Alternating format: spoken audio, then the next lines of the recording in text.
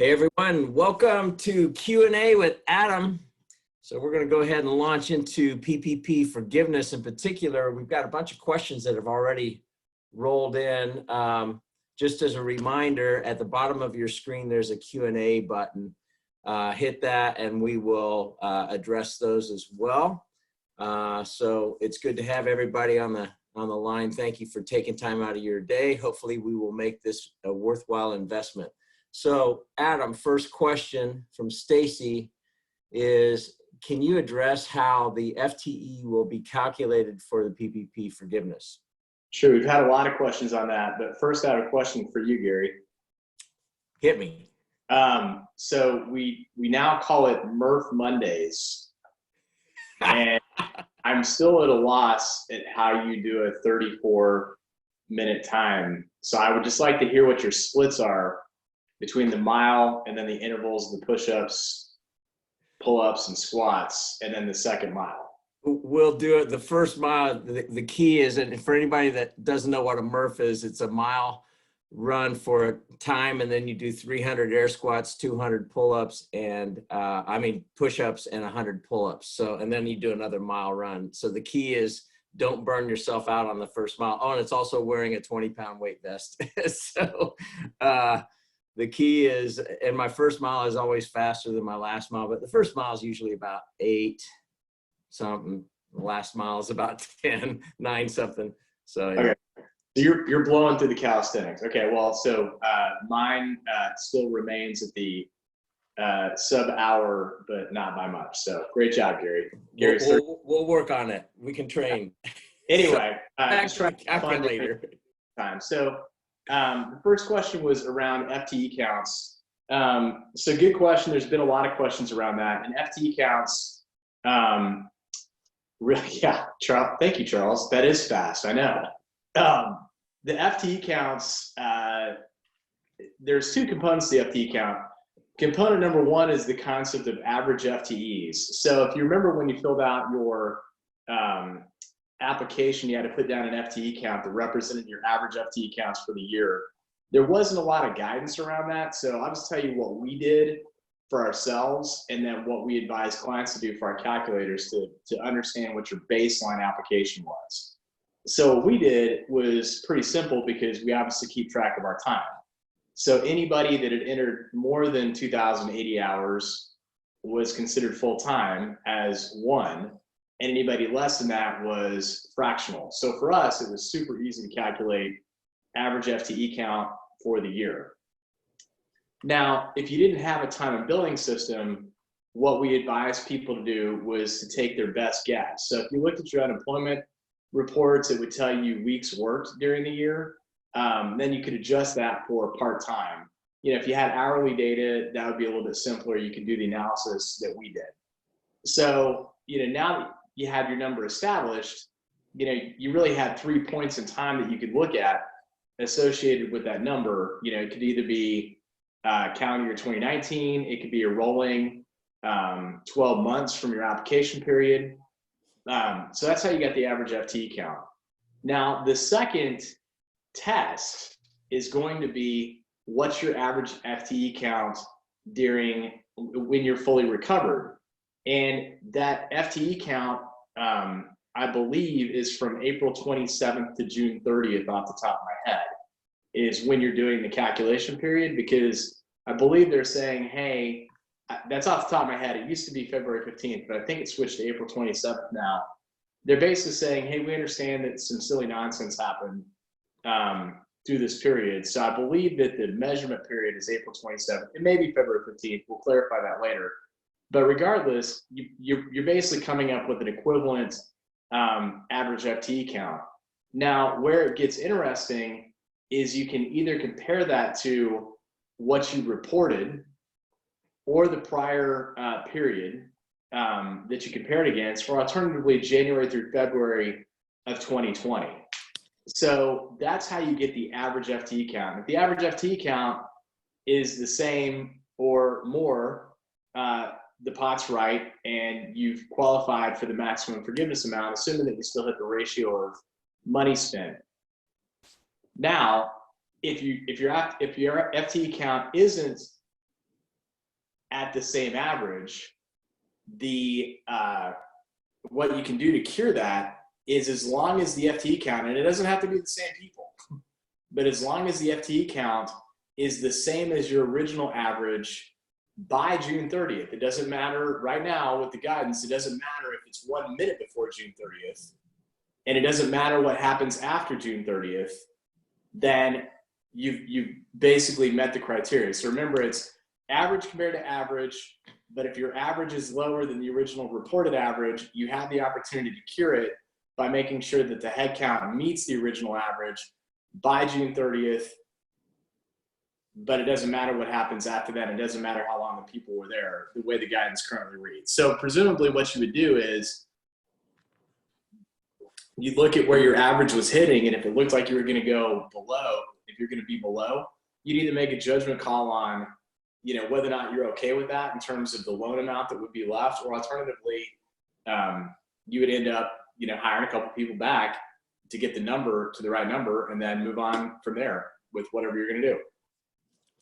All right, cool. This next one is from Jay, and Jay has a car dealership. So he says, he's got 3 questions. First of all, what happens if someone quits during that time? Well, second question is, do we have to restore the employee's salary back to a certain time, like February 15th? If so, what percentage? 100%, 75%, et cetera. And the final one, and if you forget, I'll repeat it, is floor plan interest expense forgiven. So a couple questions in there, so keep me straight, Gary. If somebody quits, I don't think there's anything that you can do about that. There is some language in the law that says, hey, if it's not exact, then the administrator has the ability to grant de minimis exceptions. So if your original FTE count was called 50 and now it's at 49, or if it's 49.5, but hey, it's because a person quit, I would suspect there's probably going to be some rulemaking that comes out that, as long as you're kind of within a range, then you would be okay, because sometimes stuff's going to be out of your control, like the person quitting, or what if the people just don't want to come back to work because they're making more on unemployment. So, right now it doesn't say what de minimis exceptions means, but if a person quits, as it says right now, you'd have to hire somebody potentially to replace them. When it comes to the salary restoration, remember, nobody below, you don't have to worry about any salary restoration north of $100,000, because that salary is already excluded off. So you're only looking at people that make below 100 grand. Right now, the way it currently reads is that as long as by June 30th, not 1 minute before June 30th, but by June 30th, their salary is back at 75% of what it was originally, then you'll qualify for full forgiveness. So, what that means, if you had to make people take pay cuts, as long as you've reestablished their salaries at 75% of their historic norm, then you would be fine. I would suspect maybe that one will change a little bit too, but that's the way that it reads today. But in the case of the car dealership, it's going to be the same thing as commission employees, tipped employees. Man, if you're not open and you're not selling cars, or your restaurant isn't going, there's really not going to be any way to actually measure, are they back to normal or not? Because, normal was called, you had to sell a car to earn a commission. So, I suspect as long as it's, somewhere north of the kind of white collar minimum wage, which I think is around $35,000 or so, then you probably will end up being fine if it's the case of a commission salesperson. With tipped employees, probably federal minimum wage, but that's where it's going to get a little bit sticky. In terms of floor plan financing, right now, the only interest that's excluded or is forgiven is associated with mortgage interest. So floor plan financing, as it reads right now, would not be forgiven. You could use the money for it, but it wouldn't be forgiven.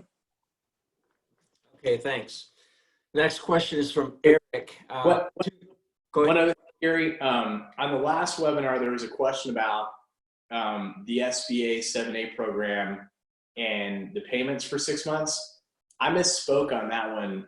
The SBA, if you had an existing SBA 7A loan, so like you bought a business would be the classic way that you have an SBA 7A loan.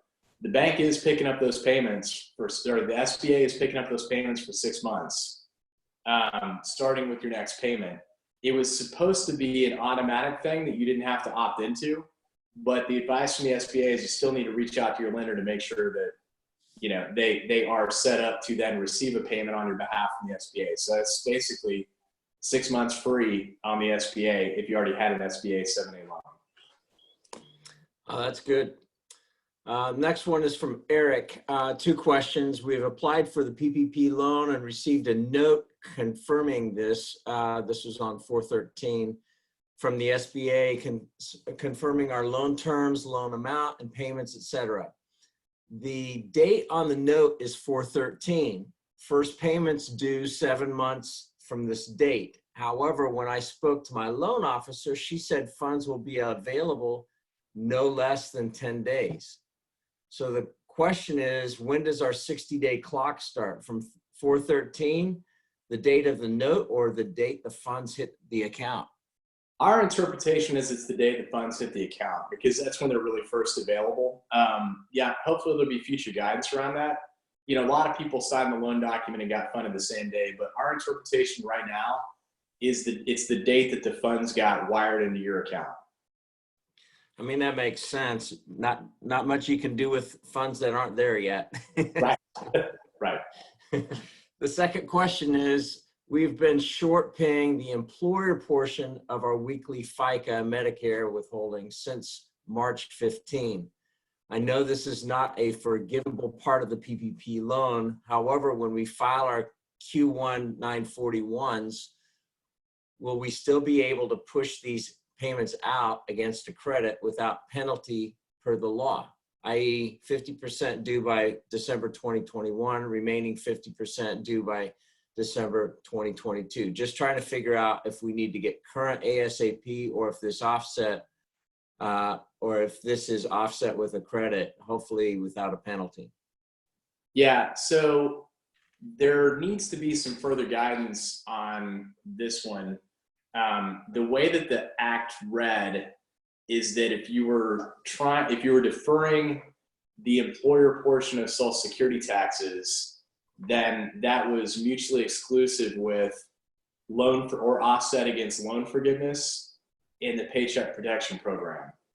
So, they've also done a lot of clarification around, hey, what was the definition of taxes? Because the original definition of taxes included federal withholding in it. Now it doesn't. Now it's just the employer portion of Social Security taxes. So the way the law reads now is that you should get current, but I would expect some further guidance out that. So we've advised all of our clients that, hey, even though it would be nice to defer it, it would make sense to go ahead and get current once you get funded with PPP money.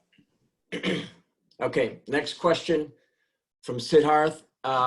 Hello, quick question on the loan programs under CARES Act. I'm a non-resident in the US, but I have a C corporation operating as a software sales company in the US since the last 5 years. The US C corporation does not have any office or employees in the US except for a PO box access. The biggest expense in the P&L of the US C Corp is the outsourcing expense to its Indian subsidiary. The US C Corp is a tax-paying situation. Given the above facts, is there any program that could apply to us? Our business is definitely hit since customers are either canceling contracts or asking us to extend credit terms. And given our fixed costs, we can't operate the business without existing working capital available. Appreciate your assistance, Sid. Yeah, so probably two. It wouldn't be, this one's not going to qualify for the Paycheck Protection Program since it doesn't have any US-based employees. But, the economic injury disaster recovery loan, it should qualify for, but it's, again, we have not heard of anybody that's actually received any funds through that. That's through the SBA.gov website. And then the second one is the one that the Fed just announced, which is the Main Street lending program, where they're basically backstopping banks to loan out more money to people.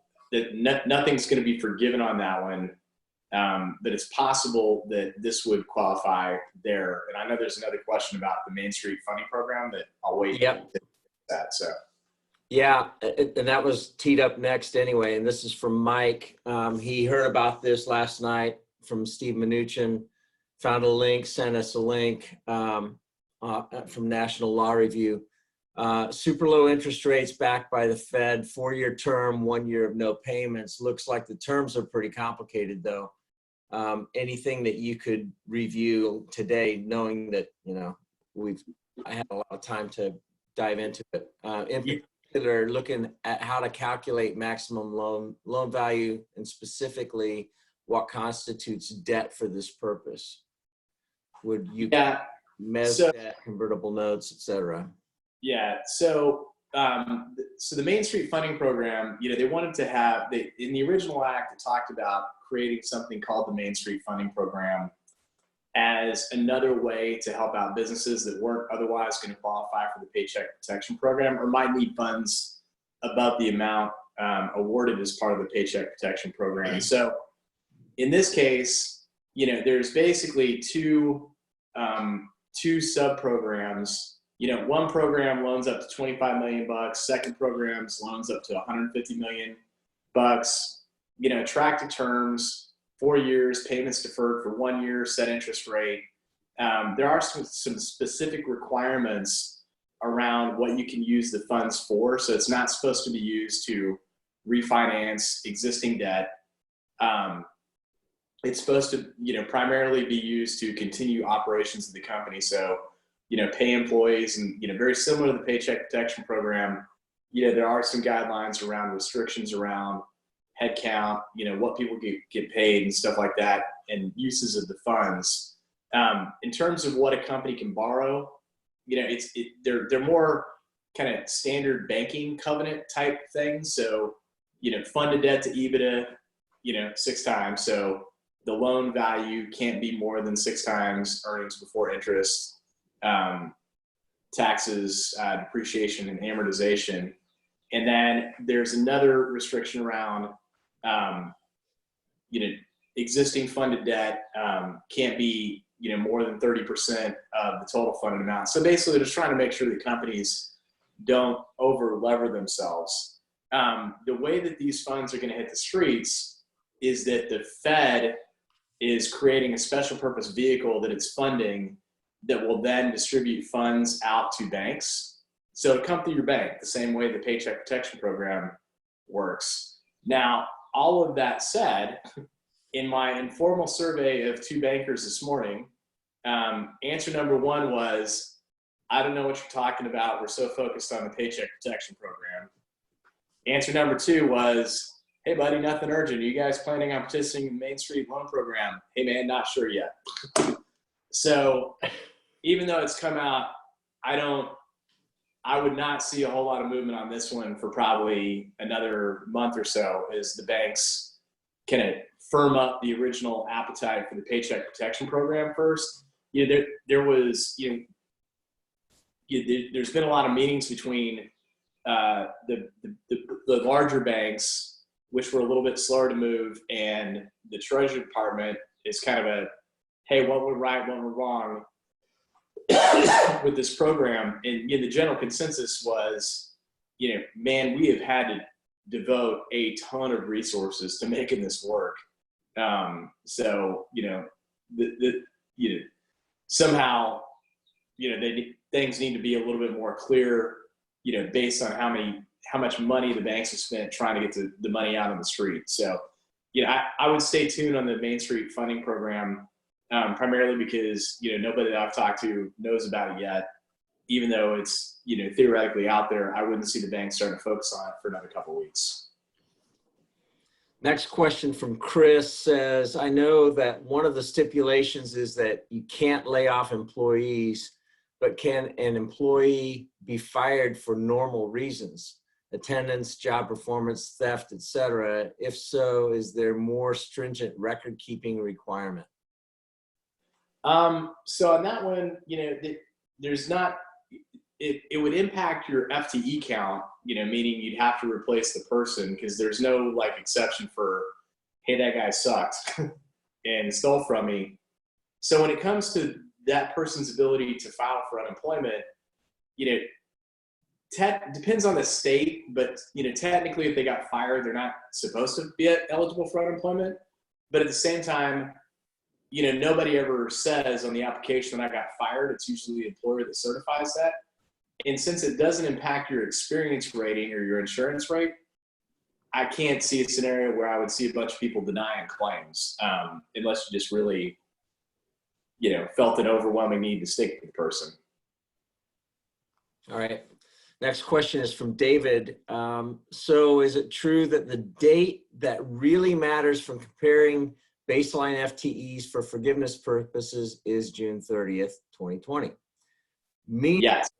In theory, as long as you can get close to the baseline period FTE count on June 30, 2020, your qualifying spending under PPP will be forgiven. For example, baseline period FTE count was 10.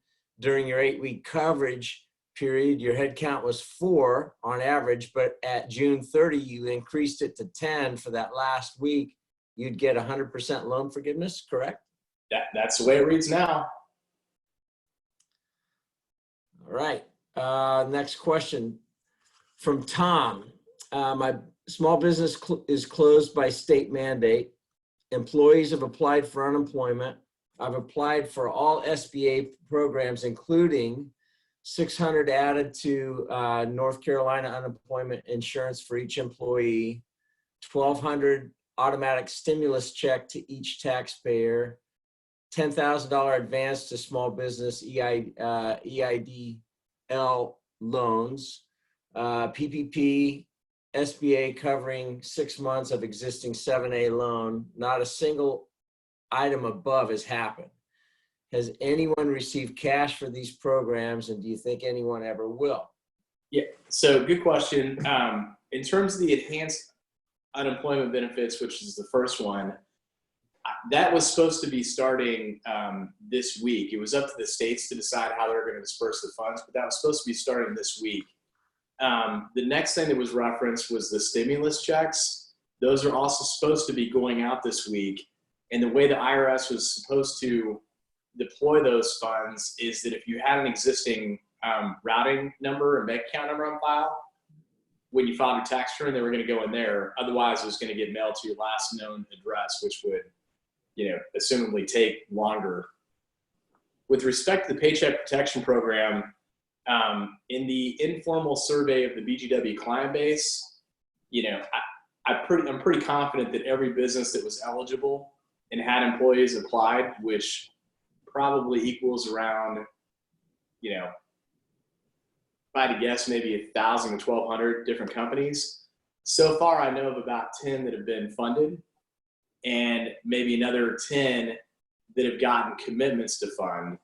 So the ball is starting to roll. With the bigger banks, when by bigger, that's like Fifth Third, PNC, companies like that, BB&T, SunTrust, they delayed a little bit their implementation of the program to make sure that they got all their loan documents right, everything squared away. Bank of America just sort of made it up on the fly. So of the large banks, Bank of America was one of the first ones to fund. And what we're hearing now is that Fifth Third has funded a couple starting this week. PNC started to fund. Bank of America funded one.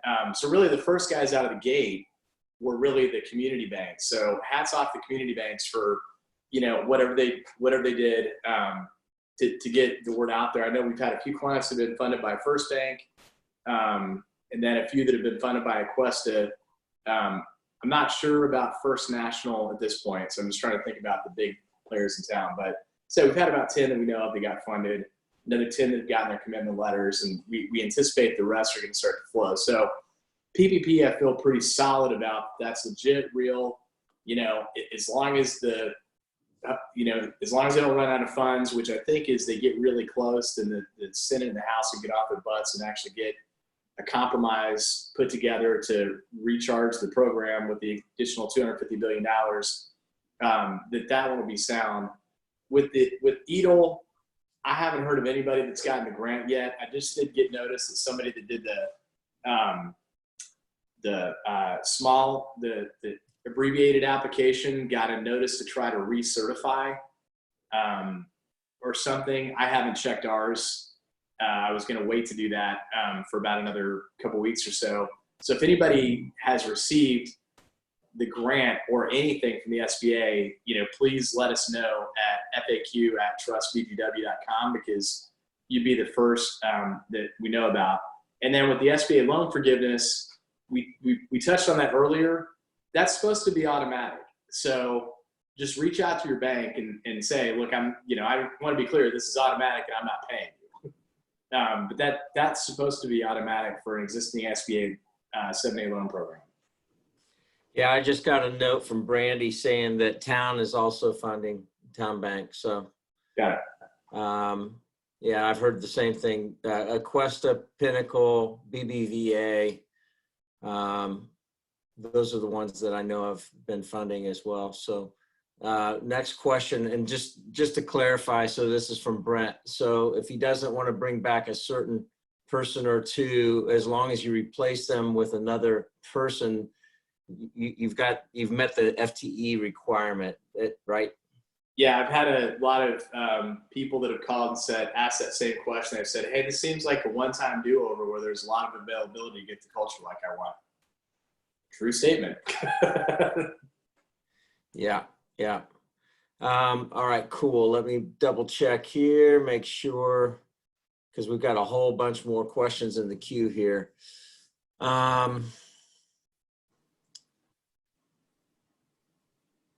All right, who's processing PPP quickly? We talked a little bit about that. Local First Citizens Bank says they're processing them, but it's a slow process. Yeah. Saying if we want to seek other options for PPP, do so. We turned ours in on April 2nd, so this is worrisome. Any advice as to who's processing these quickly? We just hit on that. My advice is, a lot of the banks aren't taking on new customers really anyway. I mean, they might have made some exceptions in the case of a Wells customer. So honestly, I would just advise at this point, be patient, because we are starting to hear of funding out of the larger regional banks, which is, I think, where we had a lot of concern within our client base. So honestly, the only place that I'm still concerned about is Wells. So, if anybody gets funded out of Wells, please also let us know. But right now, that's the only one that I'm currently concerned about. So if you had your application anywhere else, I would stick with it. It's starting to go. My understanding is that once they've got their placeholder established within the SBA, that the banks have, and Joe just commented on that, the banks have a 10-day window to go ahead and fund the loan. So, once it's in the SBA register, it's moving. So the second that you hear that, that's like a golden ticket. So I'd anticipate that these things, if you applied in early April, I just really believe that you're going to see something in the next week to 2 weeks if you haven't already heard. Unless it's Wells, I don't know. HHS implementation of CARES Act includes $30 billion in grants for Medicare providers. What are the conditions to determine what, if any, of these will need to be paid back by the providers? That is a good question that I don't know the answer to. So can you take that one down and I'll follow up and get an FAQ out there? Yeah, that came from Anonymous. And if you want to send me an email so that we can just directly email you back, that'd be great. And you can send it to FAQ@trustbgw or to me at GFREY@trustbgw.com. And again, yeah, GFREY.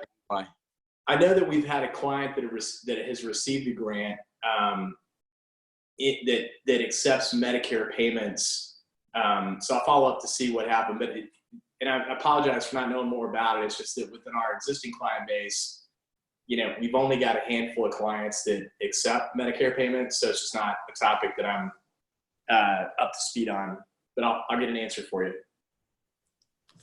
Cool. Next question is from Joe. I bought my business 18 months ago and have not yet paid myself. Can I put myself on the payroll now at a high level, sub 100K, for the 8-week period and then reduce the pay after it ends? Yeah, there's no restriction on who you paid how much, as long as it's below the $100,000 annualized. So all you got to worry about is the FTE count, and then the 75% of wages. How you get there, it doesn't really matter. Cool. How will reductions in FTE be handled for terminations through progressive discipline? These are not layoffs. They may have ended up been replaced with new hires. Certainly SBA doesn't expect us to hold problem employees that need to be terminated and replaced. I think we've addressed that one. Yeah, counts the count. Doesn't matter how you get there. Next question is, can I hire contract workers and pay them from these proceeds? You can pay them from the proceeds, but if you think about, everything, all the literature that's out there now, contractors being excluded from the labor dollars, and then, contractors needing to apply on their own for paycheck protection money. I'm going to make the assumption that even if you use the money for those purposes, that money will not get forgiven, because in theory, the contractor would have received their own funding as being self-employed. So the SBA would have looked at that as double dipping. So even though you can use the money for that purpose, I would make the assumption that that is not going to be forgiven. All right, this is from Tiffany. Hey, Tiffany. She sent some really nice comments, and one comment that she wanted to clarify, this was Eric's question, was around 10 days in funding. She said, I think this may be what's getting confused in the message from the lender to the client. The bank is required to fund the account within 10 days of signing docs. Some clients have wanted to delay funding, and this is not allowed. Funding must take place within 10 days. So thanks for that clarification, Tiffany. Anything you would add to that, Adam? No, but it kind of hits on a multi-part question that I've been asked a lot in terms of, could somebody, if I'm just not really sure what's going to happen with the opening, because I'm basically shut down. So who does that apply to? Dental practices, restaurants, other hospitality where you just don't know. The advice, this could also apply to other businesses as well, but it's especially acute in these types of businesses. First off, the first question I always get is, well, I just don't know what's going to happen, in terms of reopening. And my response to that is, look, worrying about what's going to happen after June 30, I think is an exercise in futility, because we just don't know.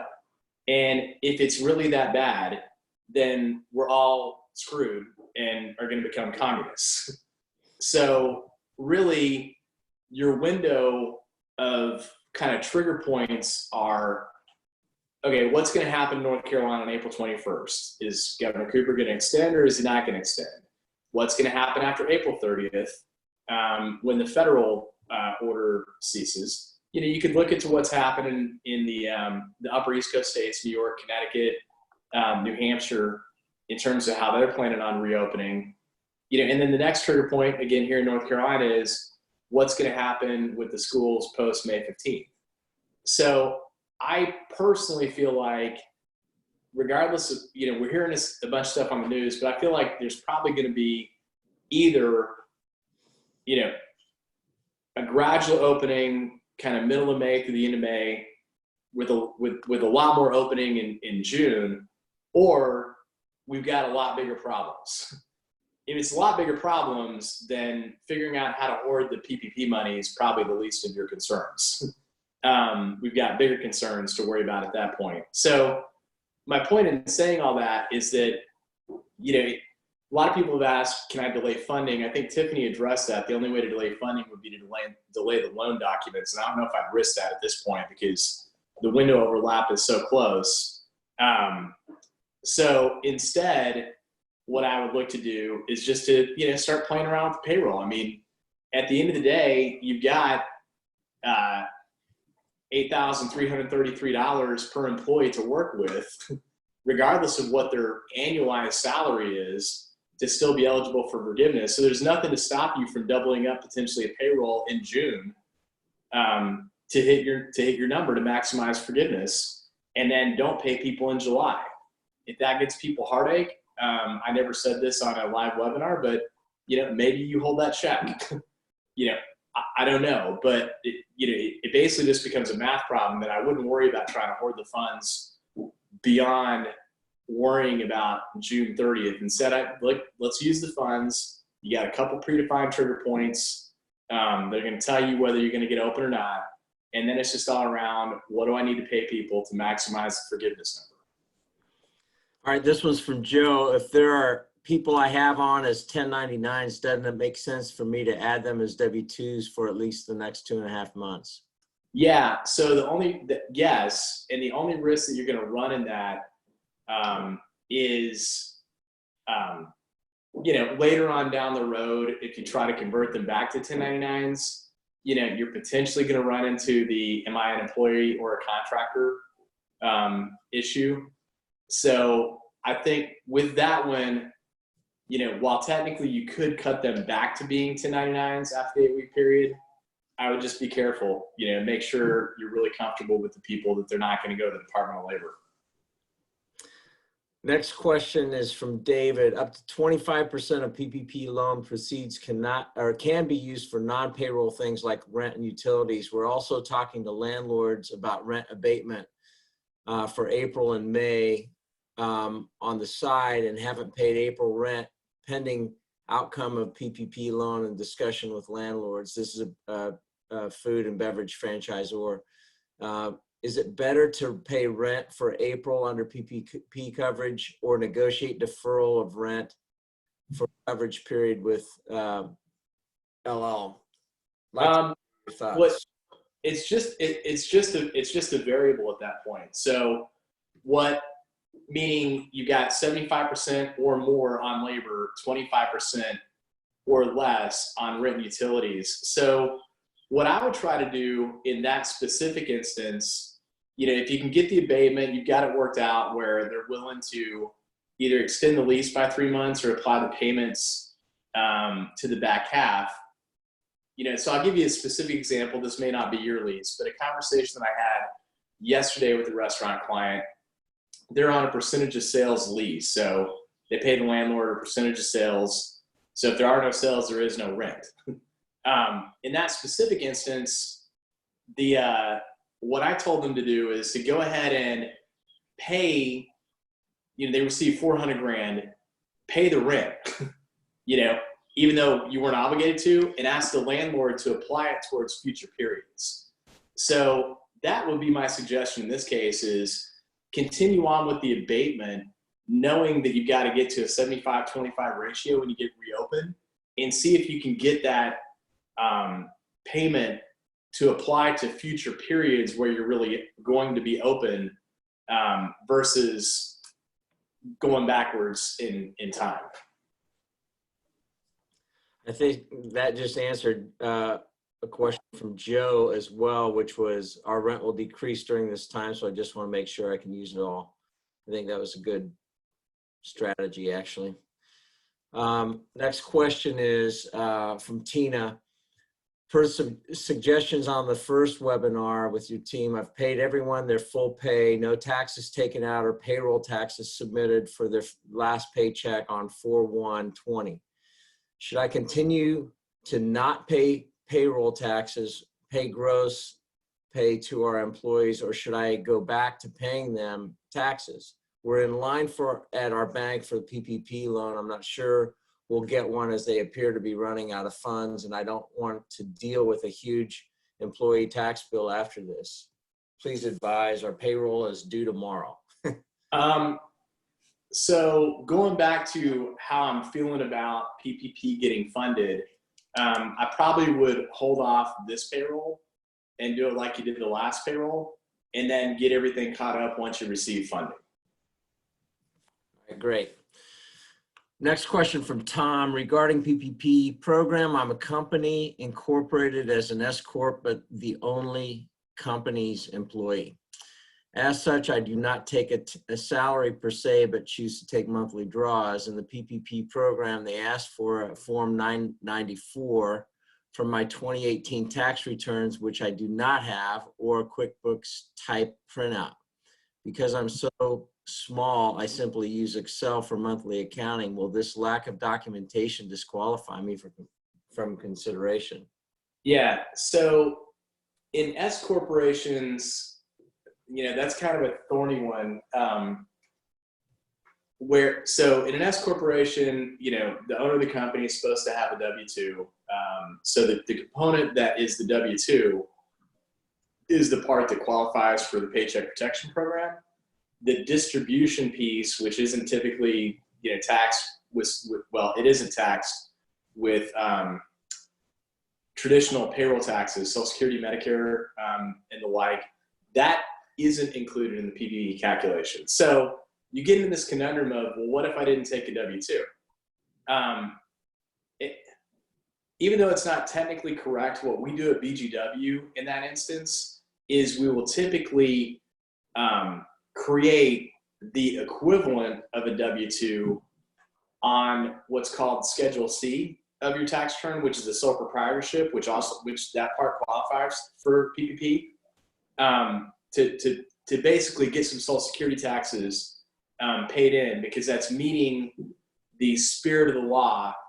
And at one time, the IRS allowed that as a technique to make up for if you didn't take a W-2. So my point in saying that is, you know, don't assume all is lost. Double check and see if, and if you're a client of ours, I hope that's what we did for you. You know, double check to see if there's a Schedule C there. Some of the clients too that I'd also suggest that are clients of our firm sometimes don't know everything that we do on their behalf. So there are also some S corporations where we did create a W-2 for the owner and ran a payroll. Just it happens one time a year and they don't ever remember that we did that. So, you know, don't close the books on it yet. There may be something out there for you. It's either going to be Schedule C or your W-2 if you're a sole owner S corporation. All right, this is from Joe. Utilities, what qualifies? Power, water, gas, phone, internet, security system. What about working from home, internet, VoIP? All of those that you just described would qualify. So, you know, the stuff that I've, you know, I think we addressed in an earlier webinar, you know, are you pushing the limit when you start saying antivirus software on my computer? Probably so. But, you know, all the stuff to keep the lights on, you know, and operating does qualify. So telecom's even spelled out. All right, cool. We have a land lease. This is from James. Our lease requires prepayment of annual lease expenses at the beginning of the year. In addition to getting better cash flow consideration for our next renewal, can we include amortized prepaid rent in our PPP calculations, both for the loan and forgiveness? There wouldn't be any reason that you couldn't, and I probably would. I think the only issue that you're going to run into is, remember, this is going to be up to the bank to determine the amount of the forgiveness based on what you apply and based on the guidance they receive. So, you know, I would say that there's been a handful of times where we've had to jump in to help out with some interpretive guidance with the banks. So just, you know, understand ahead of time that that's going to be something that's a little bit messy with your bank. So just make sure that they're pretty clear ahead of time, meaning like as soon as you receive funding, I would be starting the forgiveness conversation about what's going to be needed. Your bank probably won't know, but the more that you communicate about this type of lease and the payment arrangement, the better off you're going to be, because what they're going to ask you for is, show me your canceled check. And your answer is going to be, but I only have one for the year. So this is the amount that I want included. So it's just going to take some effort on your part to explain that to the bank. Next question from someone that's anonymous. Is the after the fact audit based at an individual employee level or aggregate level for FTE and average wage per FTE? So average FTE is just that, it's an average. So it's not at the individual employee level. Where the individual employee comes into place is twofold: individuals over $100,000. And then secondly, if you had people take pay cuts, that they were restored to 75% of their original level. And even that one I could see potentially going away. The 75% spent on payroll, that's at the aggregate level, just like the initial funding was made. All right, this is from Matt. We've heard this one a fair amount of times. My bank says I'm under review. I have a restaurant. They're warning that the money will probably be gone before I get approved. Are you aware of any restaurant that's been approved? Is it possible some businesses or types of businesses are being slow played until the money's gone?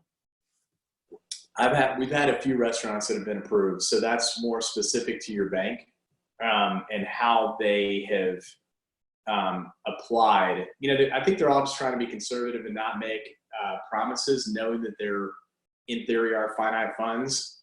Going back to an earlier statement, I believe your bank is being true and saying, you know, hey, your application has been submitted.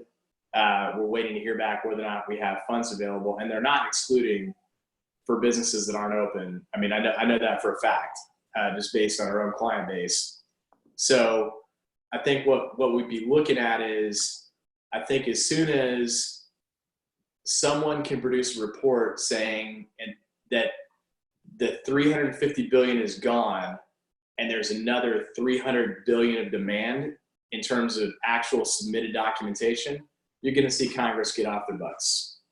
Until that alarm bell gets out there, and you know, I think Senator Rubio is really the one trying to ring the gong bell, but it's just not loud enough currently. I do believe we'll see a replenishment of funds, but I think it's going to have to get a little bit more alarmist than it currently is. And I think the reason it hasn't been alarmist is because the larger banks were just slow to get their applications in, but they're flooded. They're flooded now.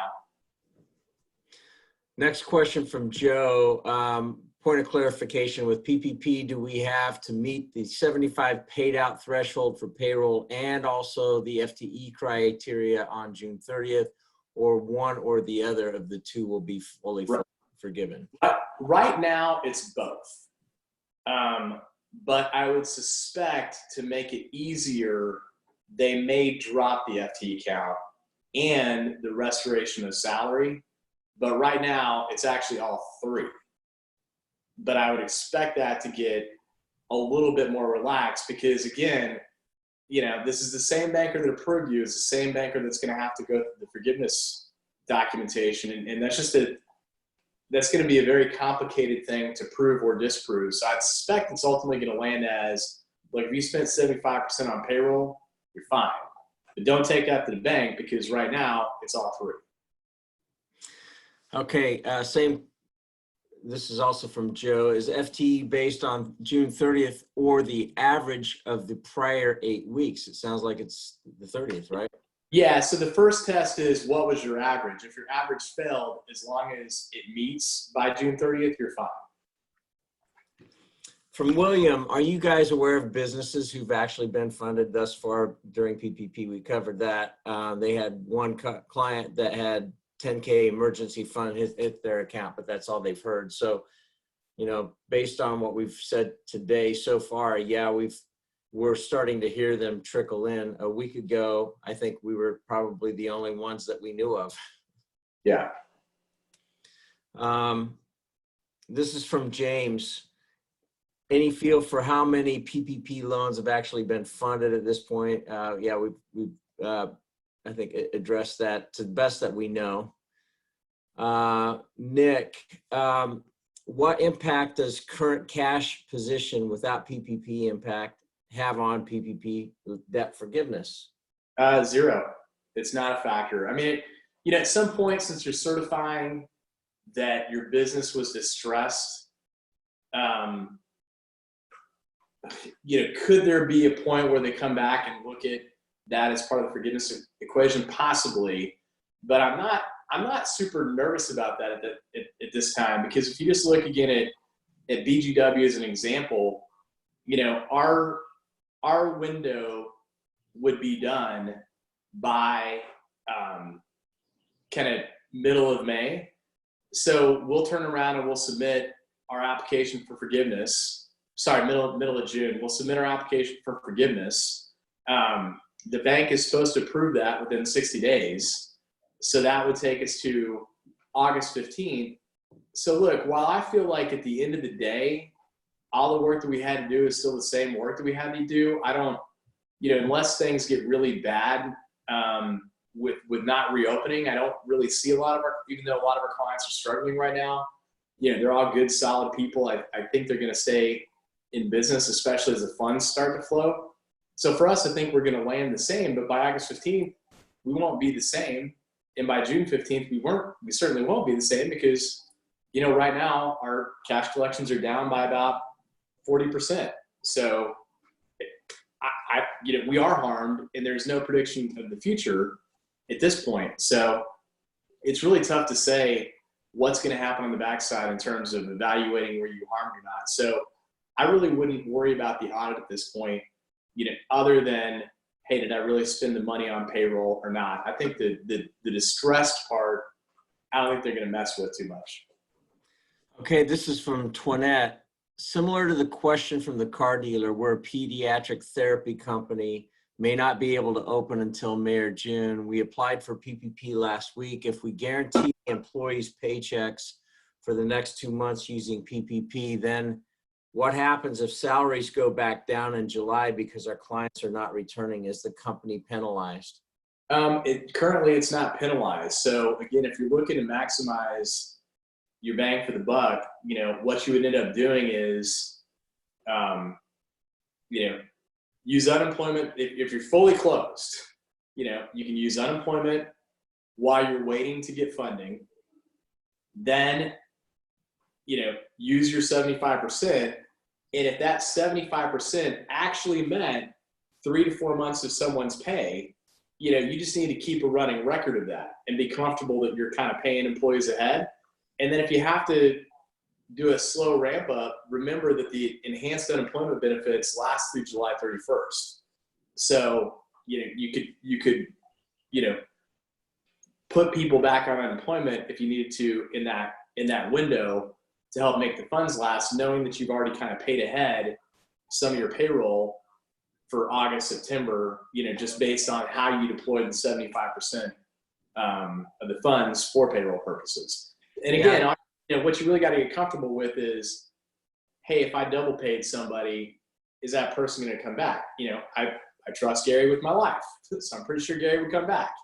I like to think that I trust everybody at BGW, but that's going to be a case by case, you know, basis whether or not you're willing to pay somebody ahead. And as I said before, I never said it out loud. You could conceivably figure out a way to hold the check off, yet still have it show up on your payroll tax return. And Twinette, with a lawyer, so if there's a labor lawyer on, I never said that out loud. Twinette also did put a qualifier. It said, as of now, all my employees filed for unemployment, for reduced hours during using the COVID-19 reason they're currently collecting those. So yeah. Next one is from Joe. If we're paying our staff for 20 hours a week during this downturn and they're receiving the $600 a week from federal unemployment, no state portion due to being paid too much, and then give them one full-time paycheck bonus on the 30th and then go back to 20 hours a week until we get back to normal, will that work? Yeah. The only thing you have to be, the only thing I think you're going to have to be careful of is the annualized wage calculation. So to keep it, you know, again, this is going to be a kind of case-by-case basis based on how you see things resuming to normal, but the bonus concept works. However, what you want to make sure of is that at this point, no single paycheck, if you annualized it, would equal over $100,000. So in other words, you know, let's say a person made $5 grand a month. So it's 10 grand I got to pay them. if I make it that 10 grand, somebody in one check, somebody could look at that and say, well, the person makes 120, let's shave off, you know, 2 grand off this thing. Versus if I give them 2 $5,000 checks, they're not in 2 separate months, they're going to say the person makes 60 grand. So that's the only thing I think you got to be careful of with the bonus concept, even if you're paying people more than they would have otherwise made just to get to your 75% by kind of paying ahead on some payroll. So this is a statement from Joe. I just got my 3rd level inquiry from the SBA on the EIDL funding this morning. So good. Okay, cool. From Cherie, sorry if I mispronounced your name. If I get funded and not yet open, can I defer a PPP? I think Tiffany addressed that. You know, it's really, you know, once you sign the loan docs, you got 10 days to be funded. You can't defer that. So the only thing you can possibly do is defer the signing of the loan docs. I would be afraid of doing that at this point. And again, you're only, you know, right now you're talking a pretty limited window. I mean, technically the law reads 8-week period, loans are available through June 30th. But, you know, if you're really that concerned that you want to delay funding, then you would technically need to have not applied until later and used unemployment. But until the funds are fully available, I don't know if I'd mess with that. So meaning funds are recharged, which kind of goes back to my earlier statement that if you're really that worried about a slow opening, I feel like that's really doomsday scenario planning at this point. That's too outlier. I mean, who would have thought we needed a plan for this either? But it just feels too outlierly to otherwise plan your life around at this point. So I'd go ahead and, if the funds are available, I would take them at this point and figure it out. So I'm just going to give a quick time check. We've got 11:57. We've still got a boatload of questions, so we're going to just keep rocking. This thing isn't going to kick us off, and if somebody has to leave, we'll post this thing on the BGW CPA YouTube channel yet this afternoon. So we're going to just keep rocking here. Yeah, so I do have a question for the audience about Zoom. So on the free account, it's got the 45-minute limit. I found it very interesting on Easter that our respective families didn't re-up the 45 minutes after it expired, so it had a built-in limit on the phone call, which was kind of nice. Just wonder if anybody else did that. Just easy. Love my mom, only had to talk to her for 45 minutes. Yeah, this is not the free account because we paid for up to 500 attendees, and we've had well over 100 consistently on this entire broadcast. So thanks for attending, guys. So this is from Brian. Any new information regarding EIDL loan amounts? There was some discussion about making that program a one-size-fits-all with 25K maximum rather than the traditional 6 months of gross profits. Any new updates on this? No, because I can't. I mean, 25K wouldn't be helpful at all, I don't think, to anybody. So that there may have been some mixing into what was the amount of the personal guarantee, which went from 25 grand to anything north of $200,000.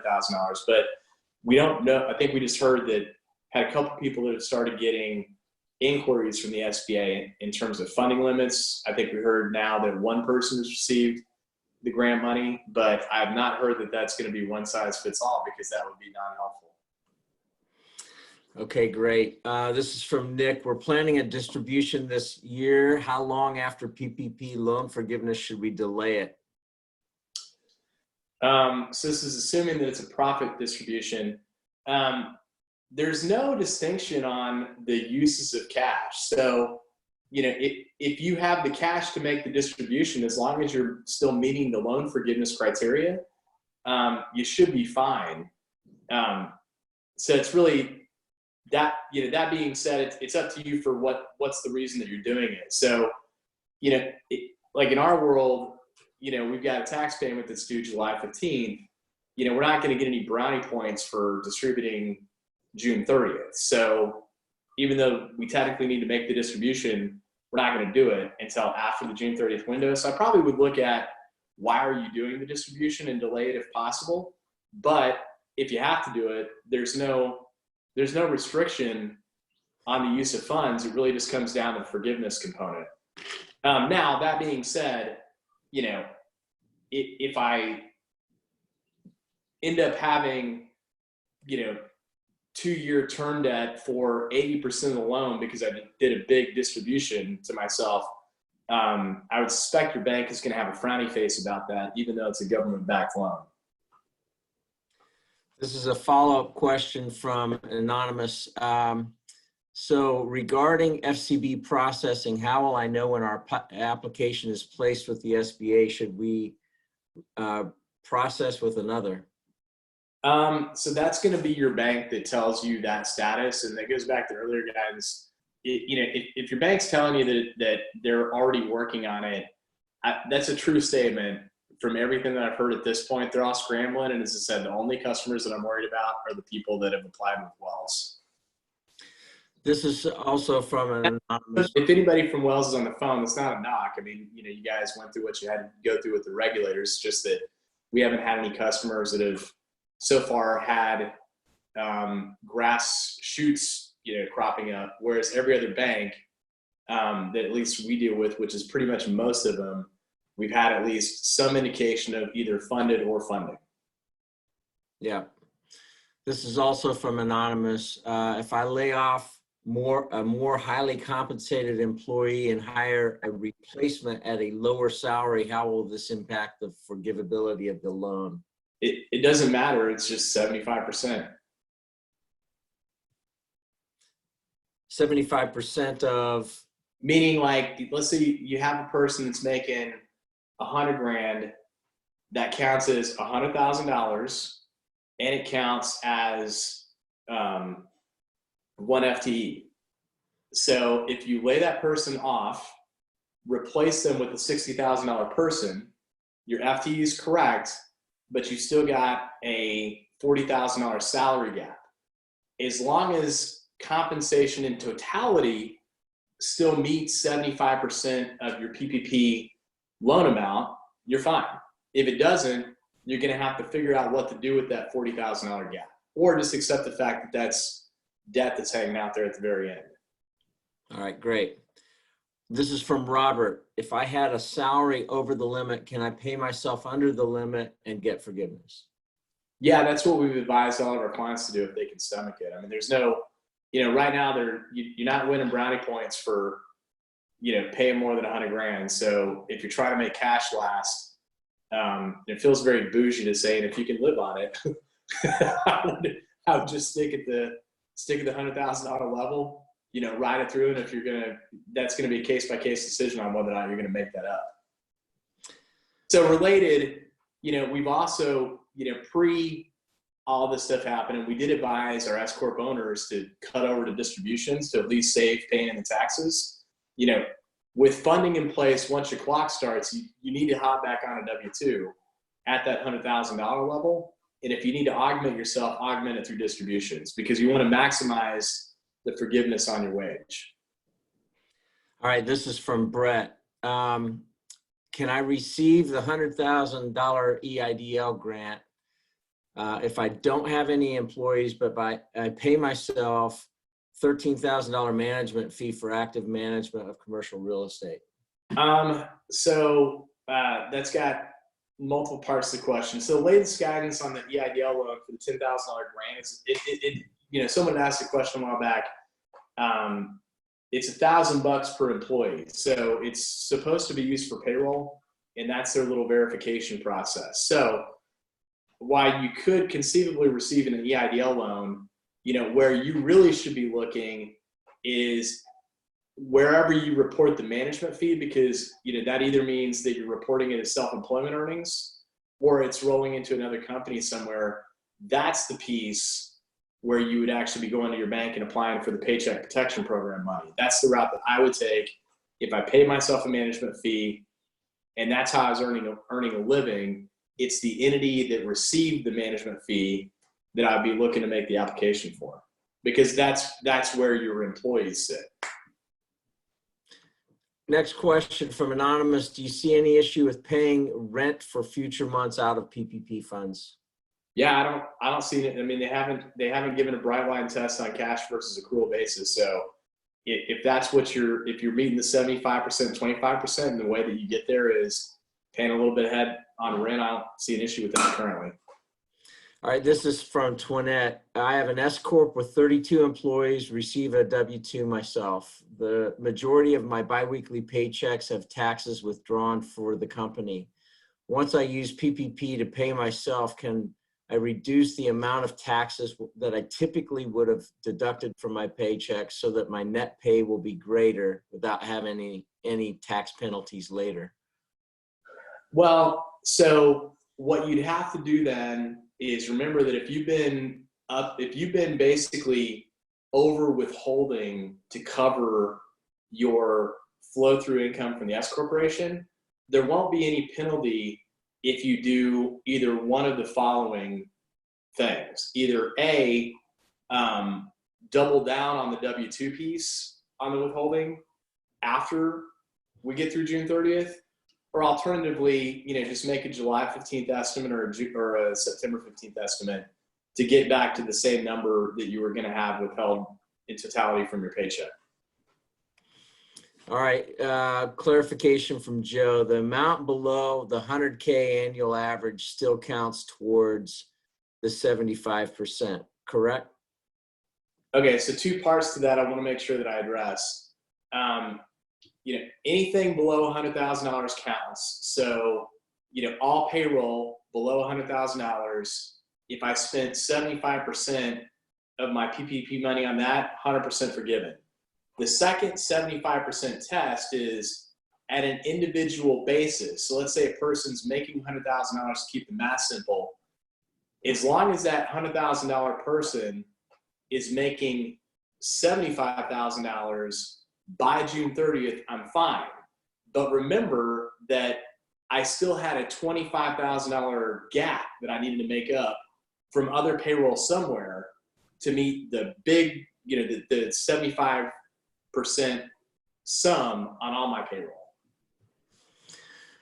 Okay. And this is just a clarification from an anonymous. I don't think this changes. She said, or he, I don't know. Said, if I terminate a more highly compensated employee for cause and hire a replacement at lower salary, how will this impact the forgivability of the loan? I think you meet the same. Yeah. Mark's mentioned here, if you're getting 2 months from the date of funding, is it done on an accrual basis or cash basis for the 2 months? We don't know. But if you think about, here's where it gets interesting. If you think about what's the bank going to ask for proof, they're going to ask for proof that the funds actually left your bank account. So that would imply that it's cash basis. So that brings in the whole, yeah, but technically prepaying rent's a prepaid expense. I don't think they're going to get into that much science, frankly. I think they're going to look at what funds left your bank account, and that's really it.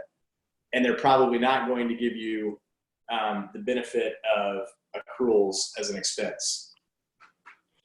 Okay, next question is, how long after 630 do you need to consistently maintain your FTE eligibility percentage? Right now, it could be not at all. So nada. There might be future guidance on that, but right now, literally, you could be at the FTE count as of June 30th, and you could be at 0 on July 1st and still be fine. Okay. And Nick did say profit distribution is what they were looking at for their distribution on his questions earlier. Let me get up to this next one.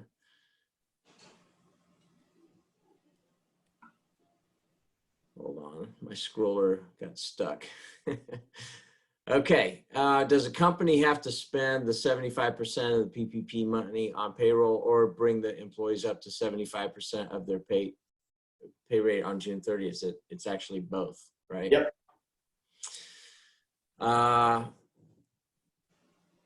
From Raj, can we pay something to hourly employees? And if yes, then how much, or if there is any way to calculate?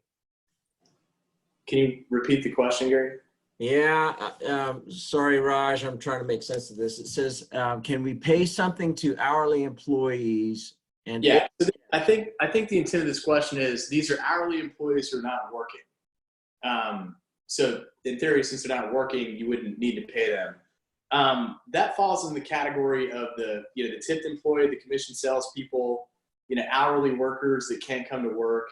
That really, yeah, you can pay them. So that goes back to the earlier guidance that, maximize unemployment if they're not working. And then what you're going to be looking at is how do you get the 75% deployed? Yeah, you can pay people for not working. True statement. All that will impact is the North Carolina component of their unemployment during that time period. But you can pay them, absolutely. And in fact, a lot of people are going to have to if they're not open to get to the 75% forgiveness number. Yeah. He just hit with another clarification, or is it better to tell them to go and apply for unemployment? Yeah, I hope that we address that. Yeah.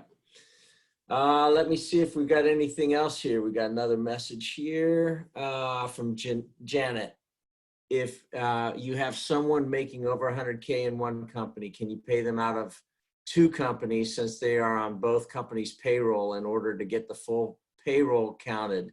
Example, 99,000 in one company and 60K in another, then they're not over the 100K cap. Yeah, so I had, credit to the,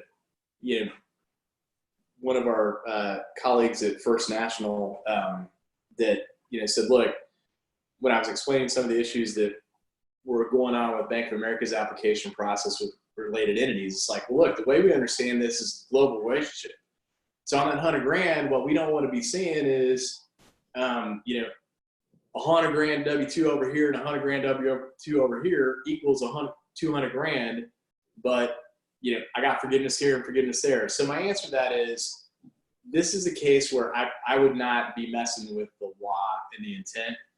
The intent was 100 grand. So while you could do 99 in one spot, 60 in another, maximize forgiveness, maybe nobody ever knows.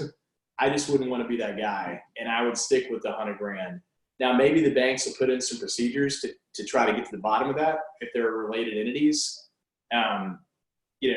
but maybe they won't. But I wouldn't want to be the person that has to go in front of the judge and explain that. All right, from Brett, follow-up question. I've applied for EIDL funding. I pay myself $13,000 management fee and receive an additional $75,000 a year in distributions on a K1. How are distributions handled on EIDL? It depends. If the K1 distributions are, well, that's an EIDL question. I can't answer that other than, hey, they're just trying to figure out how to cover your expenses. So if it comes to Paycheck Protection Program, if it's a partnership K1 and there's self-employment earnings, which would show up, I think, on box 14, that's your PPP amount. If it's an Escort and there aren't any any self-employment taxes, as it stands right now, you're out of luck, because I haven't seen any banks that are going to loan on S distributions at this point. This is from Twinette. Does the 8-week of the PPP loan deduct from the unemployment time frame? I believe they're paid for 12 weeks for unemployment. That's in North Carolina. Do you rehire, use the PPP for 8 weeks, and then have them refile for unemployment? So yes, all of the above. So North Carolina, what would end up happening is, remember that part of the law extended the time frame by 13 weeks. So now everybody effectively gets 39 weeks of unemployment pretty much across the country. Now, where the windows lie is that there's also a 13-week period that started, I want to say, beginning of April through the end of July, of enhanced federal benefits, which is the $600 a week number. So in this particular case, right now, a person could be receiving, $900 a week in North Carolina effectively. You hire them back if it's, if full-time they would go off unemployment. If it's still part-time, they could still be unemployment. The North Carolina would drop. They would still get the 600 federal.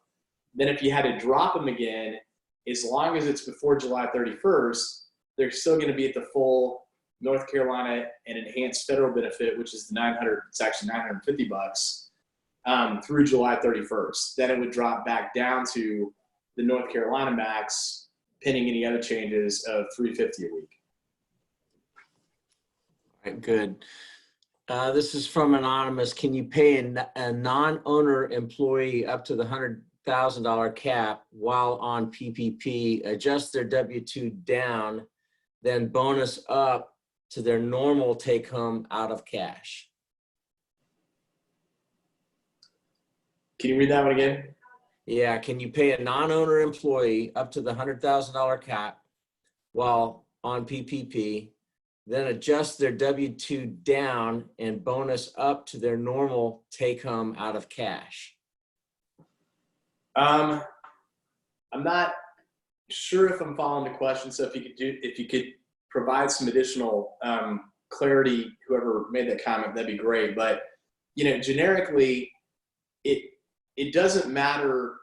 All you're trying to do is maximize the use of forgiveness in this 8-week period. So I'm going to go back to one of the early examples, which is if I've got a person that's making, $60,000 a year, in order for me to get to the maximum forgiveness in this 8-week period, depending on how I think things are going to go, I may end up paying them the equivalent of $100,000 a year in that 8-week period, knowing that I just prepaid some of their payroll in a future period, but I still hit the maximum forgiveness level. So I don't know if that was the nature of the question or not, but that's the way I would handle having to bonus somebody to try to get to my 75%.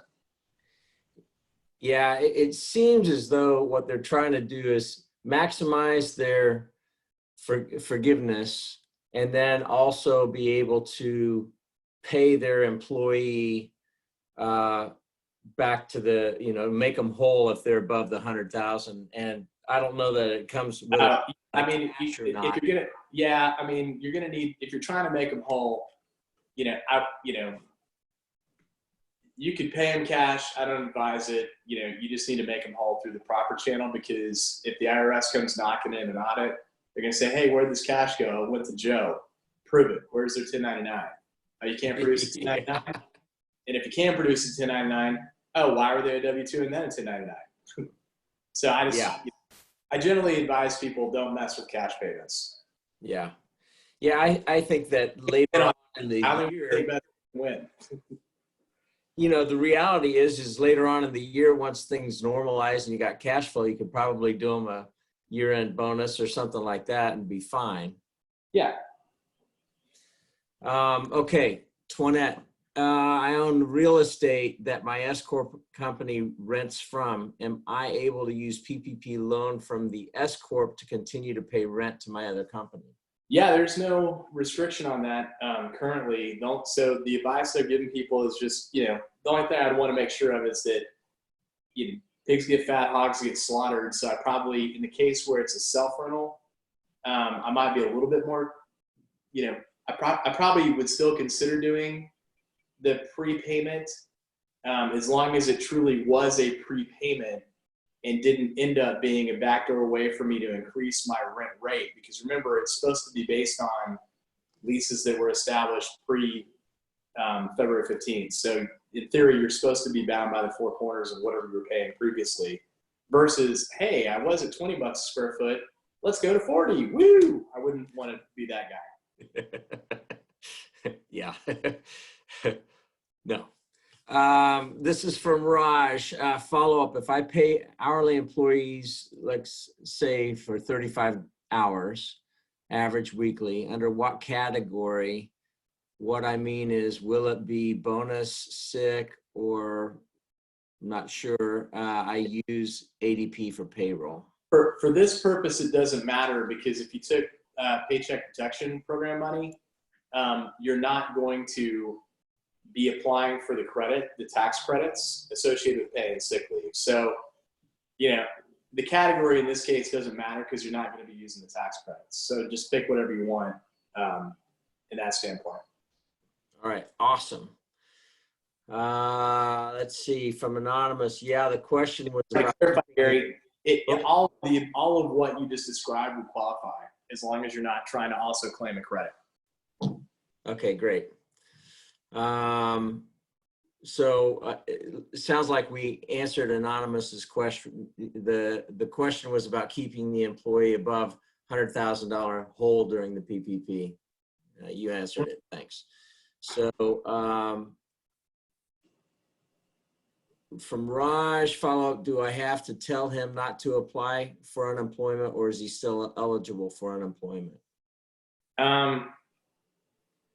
You know, they're supposed to, you know, they have to do their own little certification saying, hey, you know, my hours have been cut, or my pay has been cut, or my business shut down, you know, all that stuff. So there's not really anything that says that if you offer to have them come back that they have to accept at this point.